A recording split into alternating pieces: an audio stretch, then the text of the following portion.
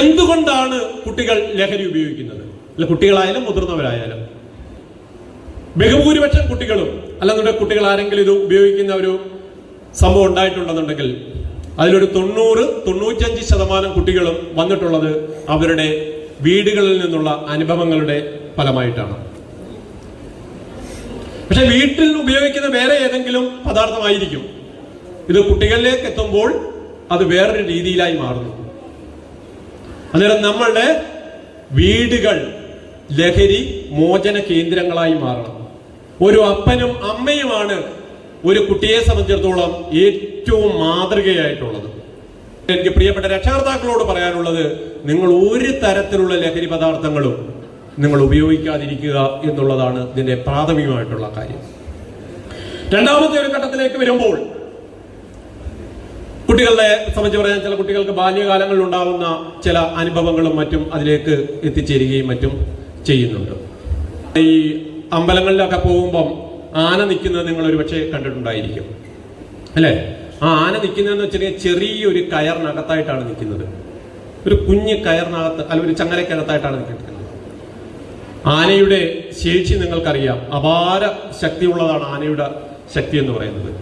എന്തുകൊണ്ടാണ് ഈ ആന ആ ചങ്ങലയ്ക്കകത്ത് ഇങ്ങനെ പിടിച്ചു നിൽക്കുന്നത്? നിങ്ങൾ ശ്രദ്ധിച്ചിട്ടുണ്ടോ? ഈ ആന കുട്ടിയായിരിക്കുമ്പോൾ തന്നെ അതിന് പരിശീലനം നൽകും.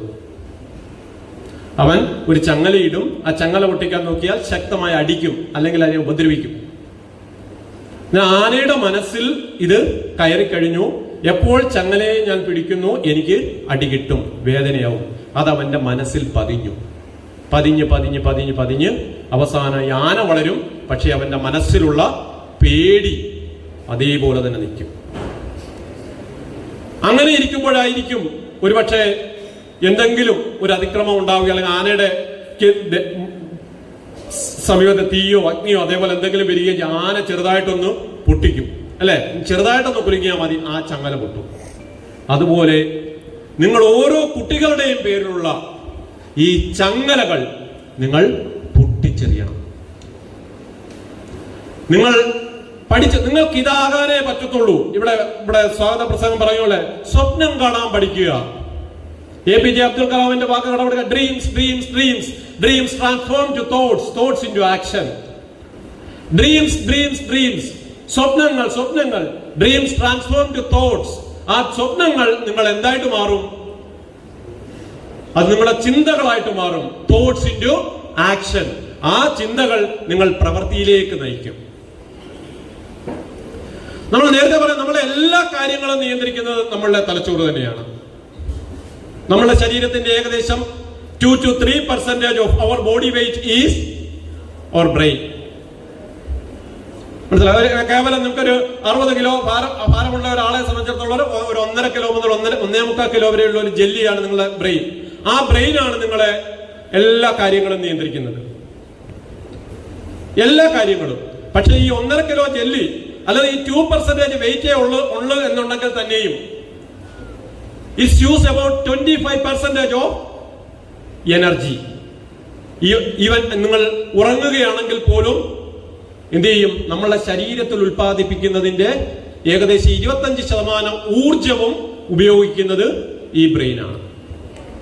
നിങ്ങൾ ഇവിടെ ഇരിക്കുന്നതും ഞാനിവിടെ നിന്ന് ഈ വർത്താനം പറയുന്നതും നിങ്ങൾ എല്ലാവരെയും നിയന്ത്രിക്കുന്നതും എല്ലാം നമ്മുടെ തലച്ചോറ് തന്നെയാണ്. തലച്ചോറിൽ എന്തെങ്കിലും വ്യത്യാസം ഉണ്ടായി കഴിഞ്ഞാൽ നമ്മൾ സ്വാഭാവികമായിട്ടും വേറൊരു തലത്തിലേക്ക് പോകും. ഈ തലച്ചോറ്, ഞാൻ നേരത്തെ പറഞ്ഞൊരു കാര്യമുണ്ട്, മനുഷ്യന്റെ പരിണാമത്തിന്റെ കാര്യം പറഞ്ഞിട്ടുണ്ട്. നിങ്ങൾ ഏകദേശം ഒരു 50 വർഷം മുൻപുള്ള ഒരു പട്ടിയെയും അല്ലെന്നുണ്ടെങ്കിൽ ഒരു പുലിയെയും ഇപ്പോഴുള്ള ഒരു പുലിയെയും ഒന്ന് ചിന്തിച്ചു നോക്കുക. രണ്ടിന്റെയും ജീവിതചര്യയിൽ എന്തെങ്കിലും വ്യത്യാസം വന്നിട്ടുണ്ടോ? ഇല്ല. പട്ടി പണ്ട് എങ്ങനെ എടുത്തോ അതേ രീതിയിൽ തന്നെ ഇപ്പോഴും ആൾക്കാരുടെ മുന്നിൽ നിന്ന് എടുക്കുന്നു, അല്ലെ? അതേപോലെ സിംഹം എങ്ങനെ ആക്ട് ചെയ്തോ അതേ രീതിയിൽ തന്നെ ഇന്ന് അത് ആക്ട് ചെയ്യുന്നു. എന്നാൽ മനുഷ്യന്റെ കാര്യത്തിൽ അതാണോ? മനുഷ്യൻ അങ്ങനെയാണോ? അല്ല. അതിനാണ് നമ്മുടെ പ്രീ ഫ്രോണ്ടൽ ലോബ് എന്ന് പറയുന്ന നമ്മുടെ മസ്തിഷ്കത്തിന്റെ ഏറ്റവും മുന്നിലുള്ള ആ മസ്തിഷ്കമാണ് നമ്മളുടെ ഈ പുരോഗതിയിലേക്ക് നയിച്ചത്. ഈ മസ്തിഷ്കത്തിൽ അതിനെ നമ്മളൊരു വിശകലനമായി പഠിച്ചു കഴിഞ്ഞാൽ 2 ഭാഗങ്ങളായിട്ട് നമുക്കതിനെ വേർതിരിക്കാൻ കഴിയും. ഒന്ന് കോഗ്നിറ്റീവ് ബ്രെയിൻ എന്ന് പറയും, കോഗ്നിറ്റീവ് ബ്രെയിൻ എന്ന് പറഞ്ഞാൽ എന്താണ്? ബൗദ്ധിക മസ്തിഷ്കം. രണ്ടാമത്തതാണ് ഇമോഷണൽ ബ്രെയിൻ എന്ന് പറയും.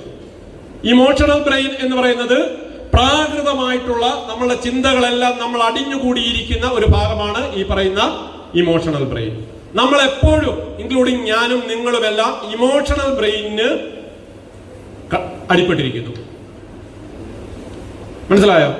നമ്മൾ അതുകൊണ്ടാണ് പല കാര്യങ്ങളിലും പെട്ടെന്ന് വികാരപരമായിട്ട് ഇടപെടുന്നതും മറ്റും ഈ ഇമോഷണൽ ബ്രെയിനിന്റെ ഭാഗമായിട്ടാണ്.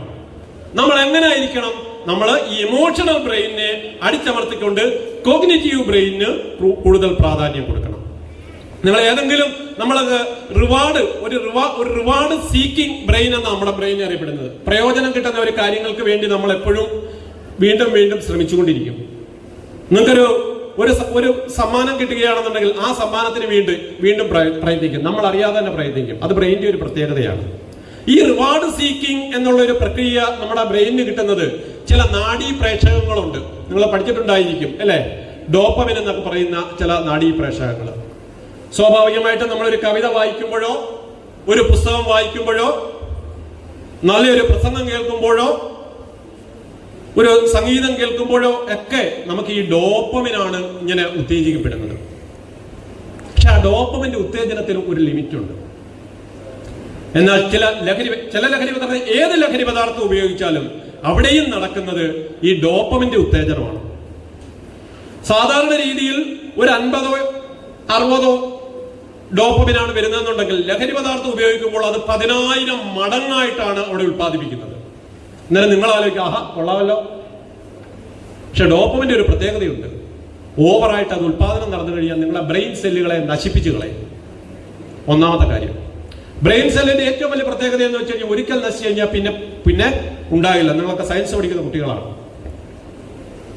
അതുപോലെ തന്നെ ഒരിക്കൽ ഡോപ്പമിൻ ഒരു വലിയ അളവിൽ ഉത്തേജിക്കപ്പെട്ട് കഴിഞ്ഞാൽ പിന്നീട് അത്തരം പദാർത്ഥങ്ങൾ അവർക്കുണ്ടെങ്കിൽ മാത്രമേ ഡോപ്പമിൻ ഉത്പാദനം നടക്കത്തുള്ളൂ. മീൻസ് അതിന്റെ അർത്ഥം എന്താണ്? അവര് അതിന് അടിമപ്പെട്ടു പോകുന്ന അവസ്ഥ.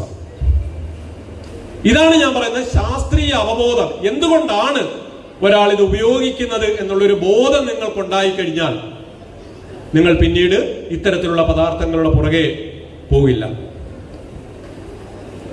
നിങ്ങളാണ് ഈ നാടിനെ മുന്നോട്ട് നയിക്കേണ്ടത്.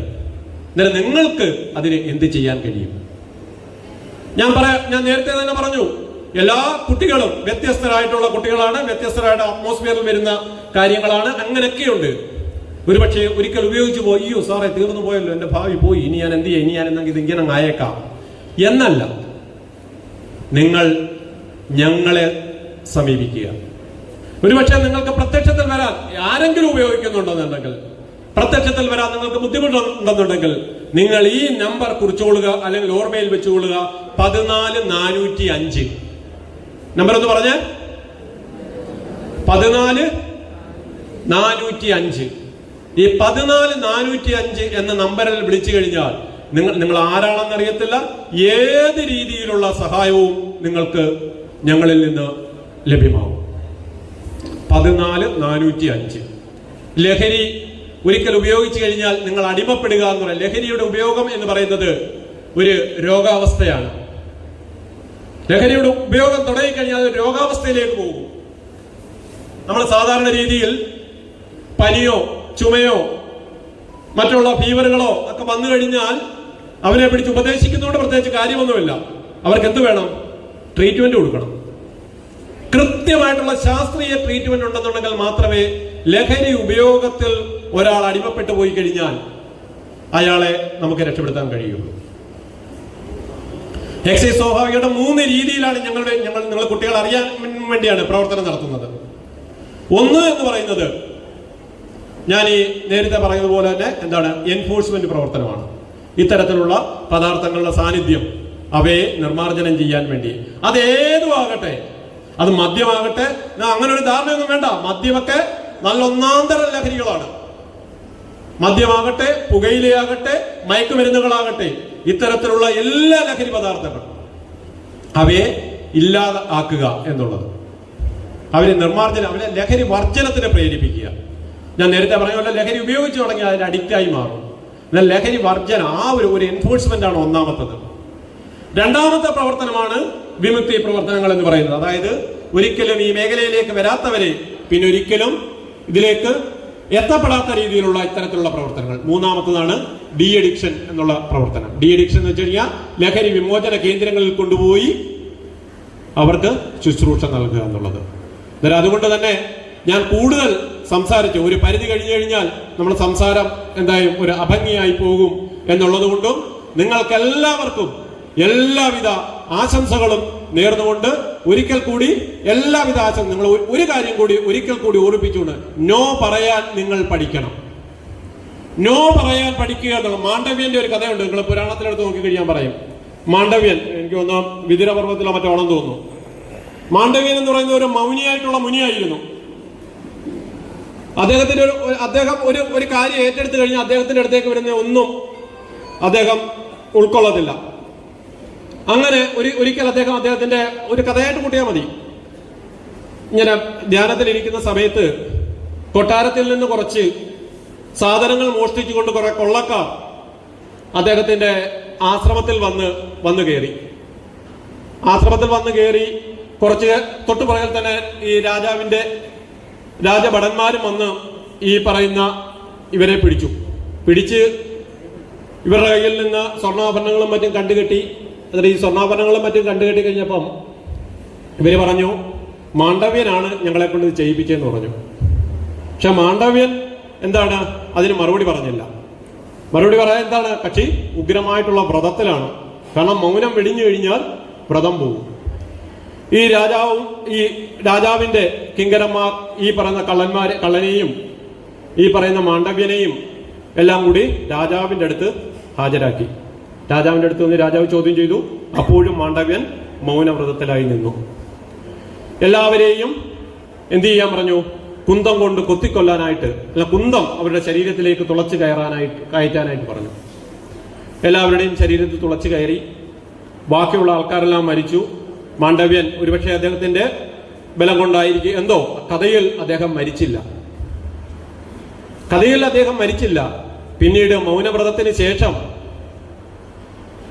അദ്ദേഹം നേരെ യമരാജന്റെ അടുത്ത് പോകുന്നതും അങ്ങനെയൊക്കെ കുറച്ച് കഥ ഞാനിവിടെ പറഞ്ഞത്. ആ കഥ അവിടെ നിൽക്കട്ടെ, അതിന് ബാക്കിയുള്ള ഭാഗം ഞാൻ അങ്ങോട്ട് പോകുന്നില്ല. ഞാനിവിടെ പറഞ്ഞത്, ഇവിടെ മാണ്ഡവ്യൻ അദ്ദേഹം എത്ര മൗനത്തിലായിരിക്കട്ടെ, അദ്ദേഹത്തിന്റെ അടുത്ത് നടന്ന ഒരു അതിക്രമം അല്ലെങ്കിൽ ഒരു ക്രൂരകൃത്യം അല്ലെങ്കിൽ നിലവിലുള്ള നിയമത്തിനെതിരായിട്ടുള്ള ഒരു സംഭവം അദ്ദേഹം അവിടെ പറയാൻ അത്രയും ദുഷ്കരമായിട്ടുള്ള ഒരു കാലഘട്ടത്തിലൂടെ അദ്ദേഹത്തിന് മുമ്പോട്ട് പോകേണ്ടി വരത്തില്ല. പിന്നീട് പുരാണങ്ങൾ ആണി മാണ്ഡവ്യൻ എന്ന പേരിലൊക്കെയാണ് അദ്ദേഹത്തെ പിന്നീട് അറിയപ്പെടുന്നത്. ഞാൻ പറയുന്നത് ഇത്രയേ ഉള്ളൂ, നോ പറയാനായിട്ട് നിങ്ങൾ എല്ലാവരും ശ്രമിക്കുക എന്ന് മാത്രം പറഞ്ഞുകൊണ്ട് എല്ലാവിധ ആശംസകളും നേർന്നുകൊണ്ട് ഈ പരിപാടിയിലേക്ക് വിളിച്ച ഇതിന്റെ സംഘാടകർക്ക് എല്ലാവിധ ആശംസകളും നേർന്നുകൊണ്ട് നിർത്തുന്നു. നന്ദി, നമസ്കാരം. Thank you.